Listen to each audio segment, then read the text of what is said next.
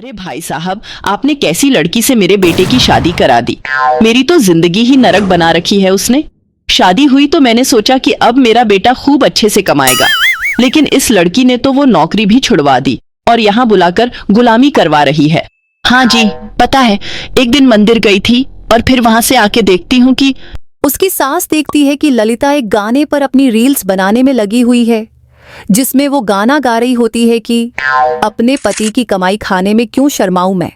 तभी उसकी सास बोलती है, ओ बहू, अपने पति की कमाई नहीं खा रही है तू, मेरी पेंशन की कमाई खा रही है। अपने पति की तो नौकरी छुड़वाकर यहाँ बुला लिया है। जाकर खाना बना, बहुत रील बना ली तूने। मम्मी जी आप चिंता मत करो, खाना बन रहा है। कौन खाना बना रहा है? तभी वहां उसका पति मसालों का डिब्बा लेकर आता है। कितना हल्दी डालूं सब्जी में? 1 चम्मच डाल लो। अच्छा ठीक है। और कुछ भी बनाना है क्या तुम्हारे लिए? हाँ, मेरे लिए ना आलू के पराठे बना दो, खाने का बहुत मन कर रहा है। मम्मी आपके लिए क्या बनाऊं? मुझे कुछ नहीं खाना। ठीक है, मैं आलू के पराठे ही बना देता हूँ। आप ही बताओ, अब जो लड़का 1 गिलास पानी लेकर नहीं पीता था खुद से, उसको उसने अपना गुलाम बना दिया है। न जाने कौन सी गुटी पीसकर पिलाई है उसने। उसको तो पूरा जोरू का गुलाम ही बना दिया है, और वो भी बहुत खुश होकर सारा काम कर रहा है। उसकी पत्नी को कुछ भी काम करने को बोलती हूँ तो ये तैयार हो जाता है वो काम करने के लिए। एक भी काम उसे नहीं करने देता। ओ बहू, किचन में बर्तन पड़े हैं, जाके उन्हें धो, बाद में रील्स बनाइयो। अरे नहीं नहीं, तुम अपनी रील्स बनाओ, मैं धो दूंगा बर्तन। मैं किस लिए हूं यहाँ पर? इतना कहकर राहुल किचन की ओर चला जाता है और बर्तन धोने लग जाता है। ये सब देखकर उसकी सास हैरान हो जाती है और अपनी बहू को गुस्से में घूरने लगती है, जो कि अपनी रील्स बनाने में बिजी होती है। बहुत हुआ, इसकी पत्नी से काम तो मैं करवा के रहूंगी। आज राहुल घर पर नहीं है और ये ललिता अपनी रील्स बनाने में लगी हुई है। आज तो इससे काम करवा कर ही रहूंगी। ओ बहू। हाँ मम्मी जी बोलो। अरे ये कपड़े धूप में जल रहे हैं, इन्हें उठाकर नीचे रख दो। रील्स बनाने से क्या पेट भरने वाला है? अपनी सास की बात सुनकर ललिता का मुंह बन जाता है। ठीक है, मैं उठाकर रख देती हूँ। तभी अचानक से उसका पति राहुल आ जाता है। क्या हुआ मम्मी? अरे ललिता, तुम काम क्यों कर रही हो? हटो हटो, मैं करता हूँ ये काम। देखिए ना मम्मी जी, कितना काम करवा रही है मुझसे। ये कपड़े पकड़कर मेरे हाथ दर्द करने लगे। अरे मेरी ललिता, मम्मी तुम इस बेचारी से क्यों काम करवा रही हो? मैं हूं ना घर के काम करने के लिए। अच्छा, तो ये कोई काम नहीं करेगी क्या? फिर ललिता अपनी रील्स बनाने लग जाती है और राहुल कपड़े उतारने लगता है।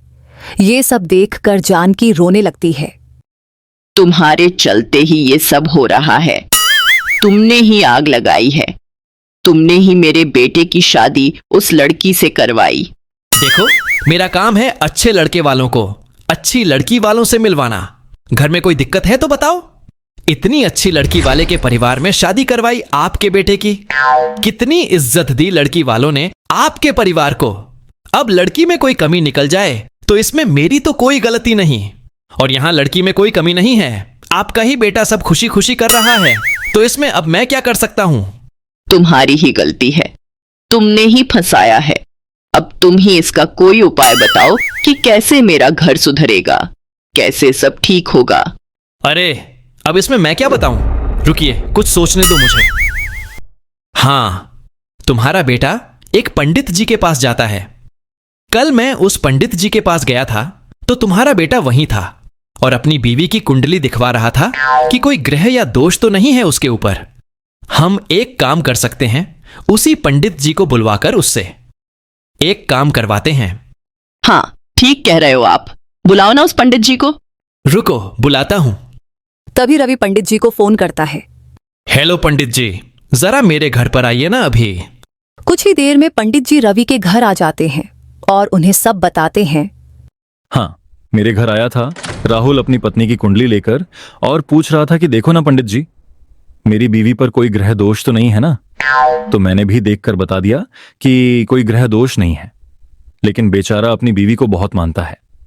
यही तो दिक्कत है पंडित जी। बहुत बड़ी मुसीबत में हूँ पंडित जी, इसलिए ही तो आपको बुलाया है। हाँ पंडित जी, यही तो दिक्कत है। शादी मैंने ही करवाई थी इनके बेटे की। अब वो राहुल अपनी बीवी का गुलाम हो गया है। न कमाने जाता है और न ही अपनी बीवी को एक काम करने देता है। यहां तक कि अगर कोई काम उसकी बीवी को बोले तो वो वही काम करने लग जाता है। लेकिन आपको बहुत मानता है।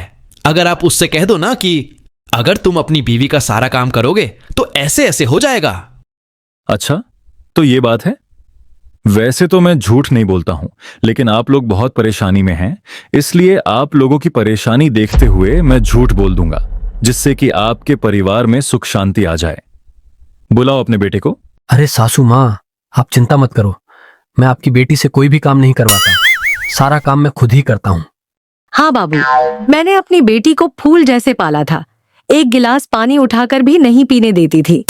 हाँ, तो मैं भी उसे एक गिलास पानी उठाकर पीने नहीं देता। सारा काम खुद से ही करता हूँ और वो सिर्फ आराम करेगी। हाँ बाबू, सही कह रहे हो तुम। तुम्हें ही तो देखकर मैंने शादी करवाई अपनी बेटी की। मेरा दामाद मेरी बेटी को खूब प्यार से रखेगा। हाँ, आप बिल्कुल भी चिंता मत करो। जब तक आपका दामाद जिंदा है तब तक आपकी बेटी से एक भी काम नहीं करवाऊंगा। सारा काम मैं खुद करूंगा, वो बैठकर सिर्फ रील्स बनाएगी। हाँ बेटा, एक और बात, मेरी बेटी को कहीं छोड़कर मत जाना, नहीं तो तुम्हारी माँ उससे सारा काम करवाने लग जाएगी। अरे, दिल्ली की नौकरी छोड़कर आया हूं मैं आपकी बेटी के लिए। तभी उसकी माँ जानकी वहां आ जाती है और बोलती है, अरे बेटा, तुमने पंडित जी को बुलाया था क्या? आए हैं वो, तुम्हें बुला रहे हैं। हाँ, इनकी कुंडली दी थी उनको मैंने। देख लिया होगा उन्होंने, इसलिए ही बुला रहे होंगे। चलो ललिता, कुंडली देखते हैं तुम्हारी। पंडित जी नमस्ते। खुश रहो बेटा। ये रही पंडित जी, इसकी ही कुंडली लेकर आया था मैं कल आपके पास। देख लिया आपने उसकी कुंडली? हाँ, देख ली कुंडली, उसके लिए ही आया हूं यहां। कुछ दिक्कत है इनकी कुंडली। उसमें लिखा हुआ है कि अगर उसका पति घर में काम करेगा तो उसकी ही उम्र कम होगी। ओ बहू, जरा पंडित जी के लिए चाय बनाकर ले आओ। अरे नहीं नहीं, मैं बनाकर लाता हूं ना। तभी उसे पंडित जी की कही बात याद आ जाती है। नहीं नहीं, तुम ही बनाकर ले आओ। अगर मैं गया तो तुम्हारी उम्र कम होने लग जाएगी। तभी जानकी पंडित जी से बोलती है, पंडित जी, दूसरा उपाय बताओ इसे। हाँ हाँ, बताता हूं।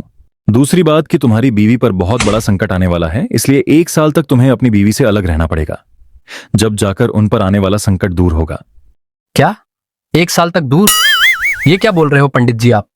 अरे छोड़िए ये सब, ये फालतू चक्कर में क्यों पड़ रहे हो? नहीं नहीं, मैं तुम्हारे मामले में कोई रिस्क नहीं ले सकता।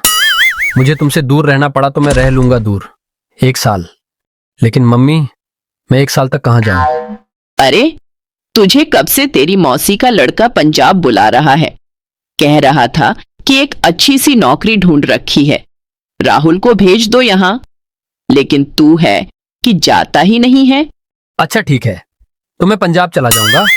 इतना कहकर वह दुखी मन से रोते हुए घर से निकल जाता है और गेट के बाहर खड़ी ललिता भी दुखी हो जाती है। तो वहीं दूसरी ओर उसकी सास जानकी को ये सब होता देख बहुत अच्छा लगता है और वह बहुत खुश होती है।